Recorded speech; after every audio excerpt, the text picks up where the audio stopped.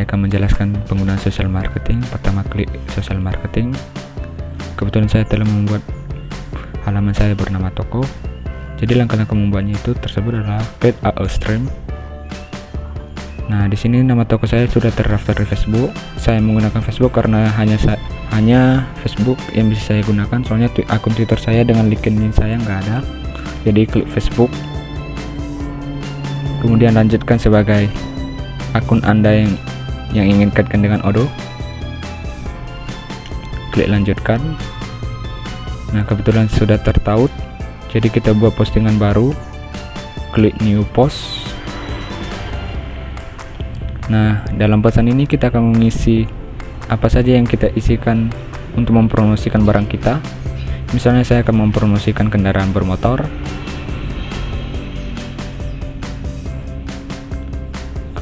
Di sini kita ceritanya akan membuat promo besar-besaran supaya konsumen tersebut mau atau minat belanja di toko kita.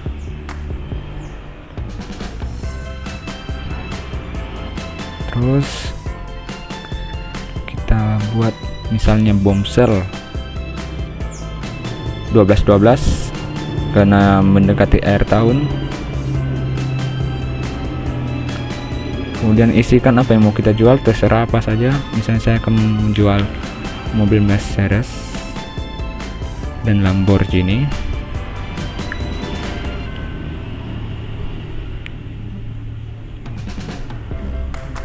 Kemudian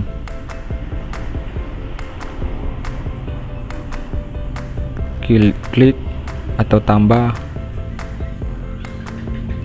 lagi ya, misalnya cashback hingga misalnya lah 90% biar peminatnya banyak.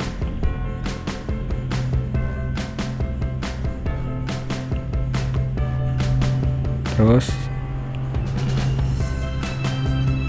hashtag 12/12 hashtag bombshell. Kita tambah gambar untuk mempercantik post kita atau menambah barang yang mau kita post.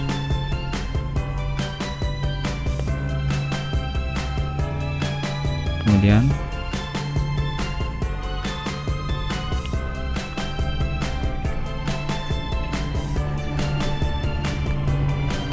maaf, saya melarat dulu. Oke, kemudian di dalam kapan ini adalah kita kapan akan mempostikannya, sekarang atau jadwal yang tidak kita tentukan. Kalau misalnya ya ngelek jaringan saya bagus sekali, ngelek. A few moments later. Ya, kembali lagi, kita lanjutkan.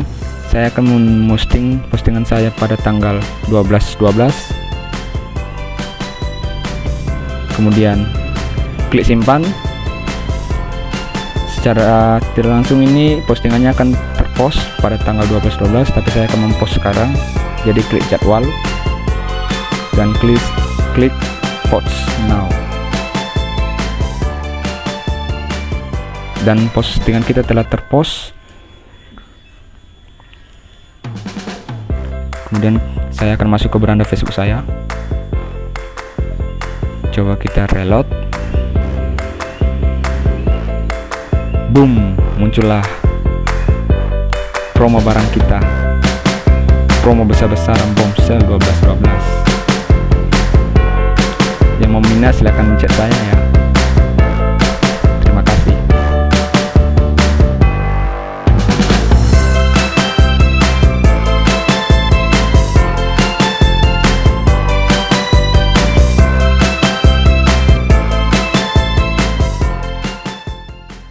Saya akan mencoba aplikasi pemasaran email. Pertama klik pemasaran email, kemudian klik buat. Tapi sebelum itu kita pergi ke pengaturan di menu konfigurasi, dan kemudian kita checklist mailing campaigns dengan black options ini, dan simpan, dan klik kembali kampanye. Kebetulan saya sudah membuatnya, jadi kita buat baru lagi. Misalnya kita akan membuat namanya misalnya makanan.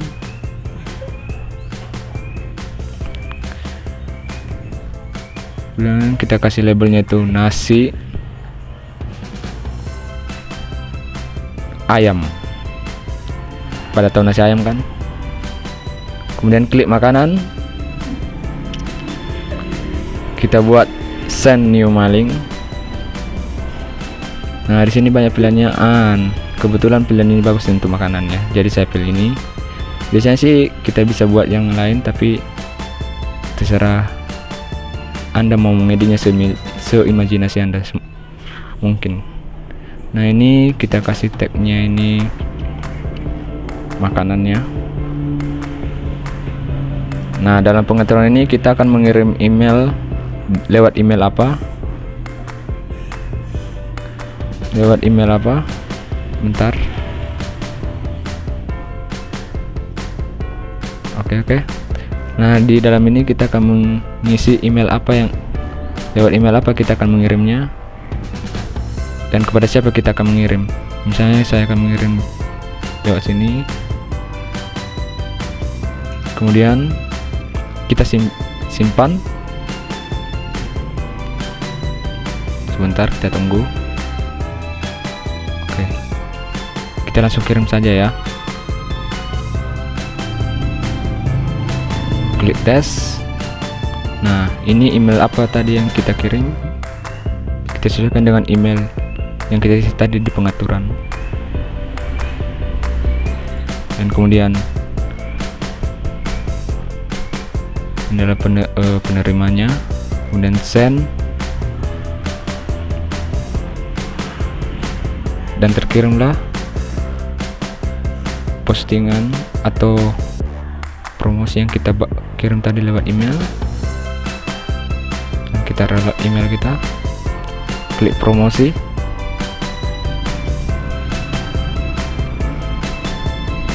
Nah, kita klik. Dia berasal dari email pertama yang mau kita di pengaturan tadi kepada email yang kita kirim, dan disponsori oleh Odoo kan. Ya, enak sekali. Maaf, ini hanya format biasa aja, jadi tidak bisa dipesan. Lihat kan, sesuai dengan email tadi kan. Mungkin seperti itu sih caranya.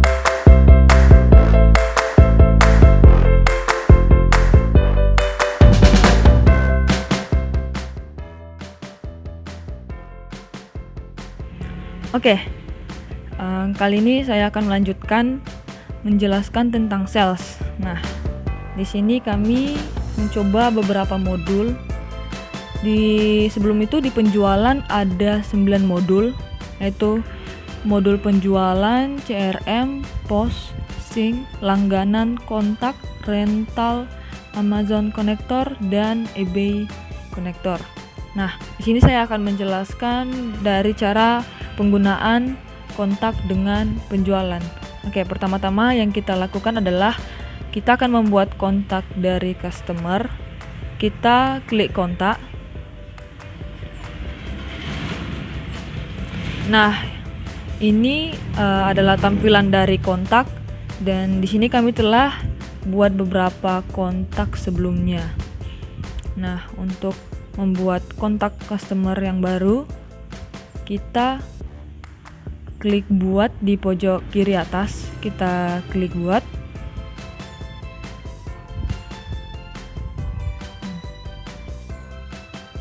Nah, setelah kita klik buat, di sini ada tampilan untuk kontak baru. Nah, di sini pertama ada individual dan perusahaan. Nah, di antara dua ini kita sesuaikan dengan data customer kita. Kita klik dulu individual ya, kita customernya individual. Kemudian kita masukkan nama customernya. Kita kasih namanya Andi. Oke, sini untuk perusahaan. Kita klik saja, kita pilih perusahaan yang sebelumnya telah kita buat. Kita pilih sistem informasi. Oke, setelah itu di sini ada posisi kerja, dan kita bisa isi contohnya direktur atau manajer. Sini kita kasih saja staff. Oke, setelah itu kita isikan nomor ponsel dari customernya. Contohnya ini random saja. Ini sebagai contoh ya. Kemudian kita masukkan emailnya.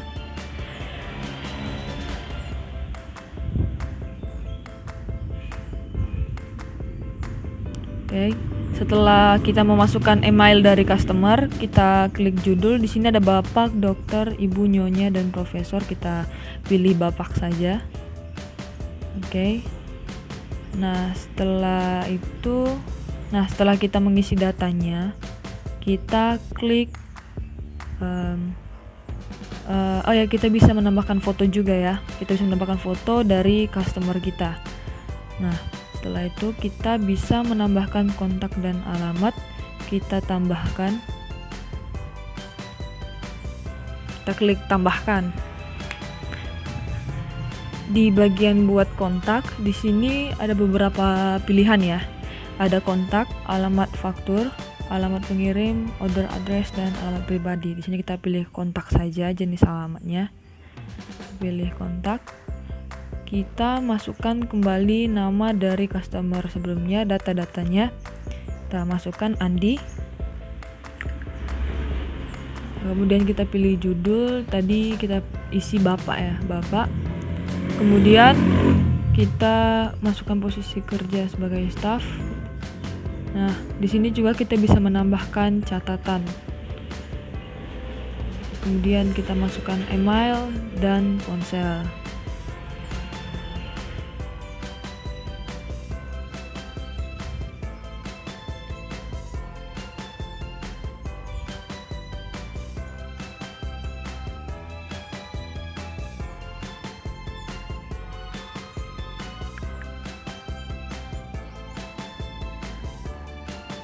Oke, setelah kita mengisikan datanya, kita juga bisa menambahkan foto untuk kontaknya. Setelah itu kita klik save and close. Oke, ini datanya setelah kita mengisi semua. Setelah itu kita klik simpan. Kita klik simpan. Dan ini adalah hasil kontak kita yang baru kita buat tadi ya, telah berhasil ya kita buat.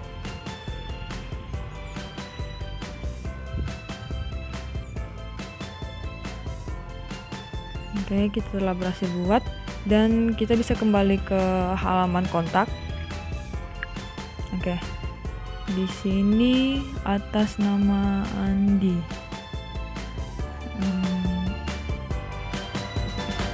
Oke, di sini ya atas nama Andi telah sukses ya menjadi kontak customer kita.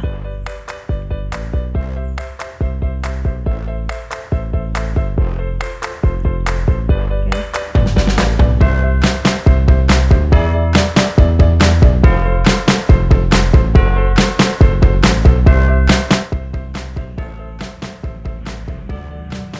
Nah, untuk pembuatan produk di sini kita masuk ke modul penjualan. Nah, di sini sudah ada beberapa order yang telah kami buat sebelumnya. Nah, untuk membuat yang pertama kali kita buat produk, kita klik menu produk dan pilih produk. Di sini sudah ada beberapa produk yang telah kami buat sebelumnya. Untuk membuat produk baru, kita klik buat. Oke, di sini kita masukkan nama dari produknya, contohnya topi. Di sini ada produk, tipe produknya, dan juga ada kategori, referensi internal, dan barcode-nya. Nah, di sini kita masukkan jumlah harga jualnya. Contohnya kita kasih 90.000, kita kasih pajak pelanggan 0%, kemudian modalnya kita coba kasih 70.000. Nah, setelah itu kita bisa juga menambahkan foto dari produknya. Oke, setelah itu kita klik simpan. Nah, di sini produk kita telah berhasil dibuat. Oke, sesuai dengan data-datanya. Nah, kita kembali ke produk. Dan di sini topi sudah berhasil kita buat ya, produk topi dengan harga 90.000.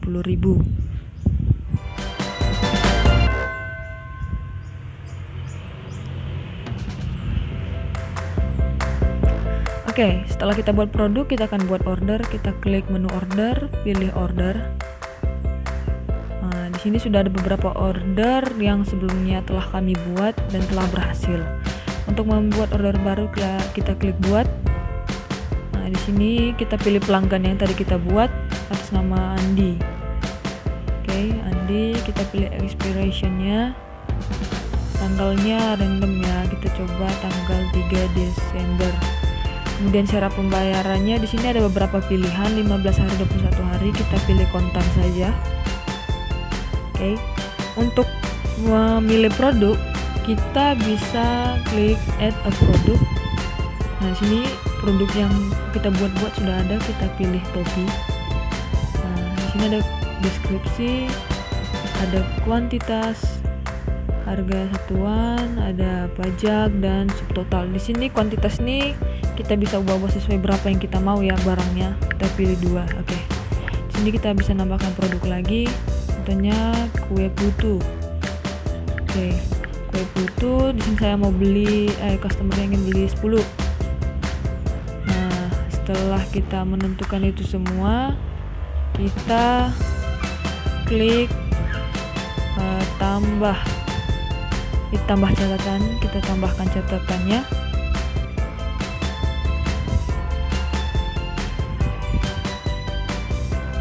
Oke, setelah tambah catatan, kita kirim sebagai email.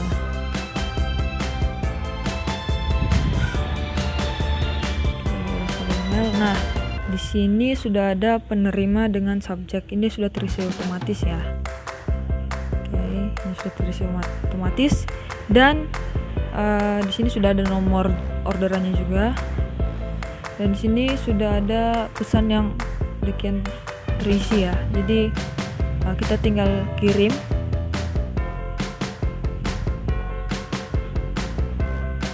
Oke, tunggu. Oke, email sudah terkirim. Kemudian kita klik konfirmasi. Konfirmasi, di sini sudah ada ya nomor orderannya sudah ada S0015. Oke, sudah ada ya dengan produk yang kita pilih tadi dengan harga 200.000.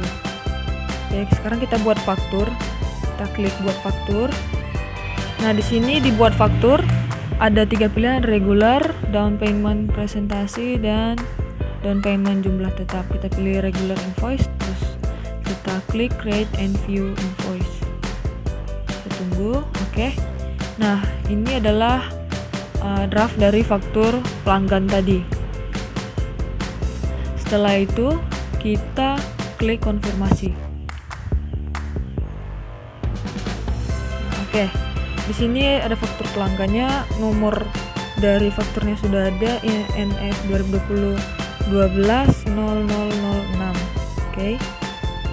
Kita bisa kirim faktur pelanggannya kepada Andi. Kita klik. Di sini ada pilihan ya, cetak, send by post, dan email. Nah, di sini kita pilih sesuai kebutuhan saja ya. Kita pilih, saya sini memilih email saja. Saya kirim, dan di sini penerima dan subjek sudah terisi otomatis. Nah, ini juga udah terisi otomatis sesuai dengan isi dari fakturnya. Kemudian kita klik kirim. Kita tunggu. Oke, fakturnya telah terkirim dan ini adalah tampilannya seperti ini. Oke, kemudian kita setelah ini akan membuat pembayaran. Jadi kita klik buat pembayaran. Nah, di sini ada beberapa pilihan, ada jurnal. Di jurnal ini kita bisa pilih kas atau bank. Kita pilih kas. Dan di sini ada jumlah, tanggal pembayaran, dan memo. Ini sesuai dengan data dari faktur pelanggannya. Kemudian kita klik create payment. Dan boom, pembayaran kita telah selesai. Dan di sini tertulis lunas ya, lunas berarti sudah dibayarkan. Oke. Nah, di sini belum dibayar RP 0, berarti sudah lunas ya. Oke. Setelah pembayarannya lunas, kita bisa kembali ke order atau penjualan.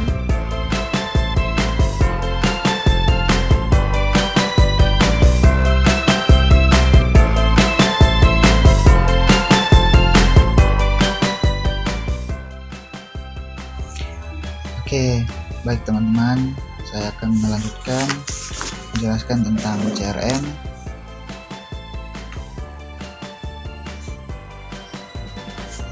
Ya. Oke, teman-teman, saya akan melanjutkan menjelaskan tentang CRM. Di sini kita langsung masuk saja ke CRM-nya. Kemudian, nah ini adalah tampilan dari CRM. Pertama-tama saya buat dulu. Di sini saya create pelanggan baru ya. Baik, kalau di sini.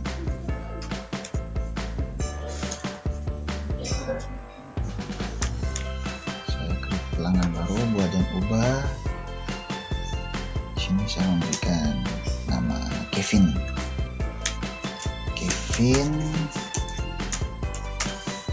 Kemudian di sini saya buat jalannya bebas ya teman-teman.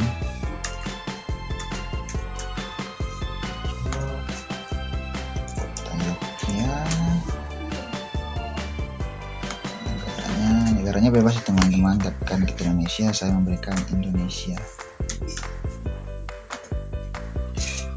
Nah, berikutnya saya menggunakan sini kita berikan nomor teleponnya dulu. Di sini juga bebas ya teman-teman, nomor teleponnya.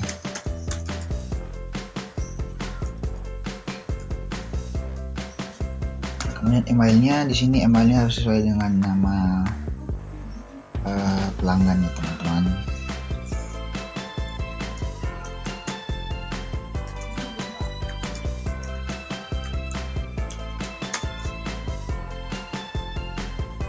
Oke, setelah itu kita simpan. Oke, di sini kita memberikan omsetnya, perkiraan kita ya, saya di sini memberikan 200 lah teman-teman ya, 200.000. Kemudian saya sinting. Nah teman-teman, setelah itu di sini kita akan memberikan menetapkan tanggalnya ya teman-teman, misalnya batasnya berapa lama gitu. Di sini saya memberikan dari tanggal 2 sampai tanggal 12. Di sini saya memberikan prioritasnya tinggi ya teman-teman, atau bintang 2. Kemudian kita langsung simpan aja.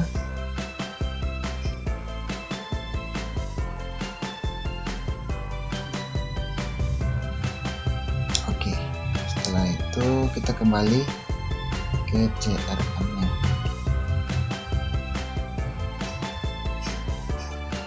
Baik, sini kita sudah bisa melihat nama Kevin, dan di sini bisa kita gunakan ke terverifikasi.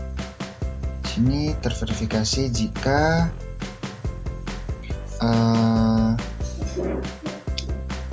perusahaan tersebut sanggup ya teman-teman, jika sudah termasuk verifikasi. Kemudian kita lanjut ke proses dan akan lanjut ke tahap akhir, yaitu berhasil. Di sini berhasil jika omsetnya sudah tercapai ya teman-teman. Baik, setelah itu kita bisa kembali ke sini, kita kembali ya, tapi kita ngeliat dulu dari grafiknya ya teman-teman.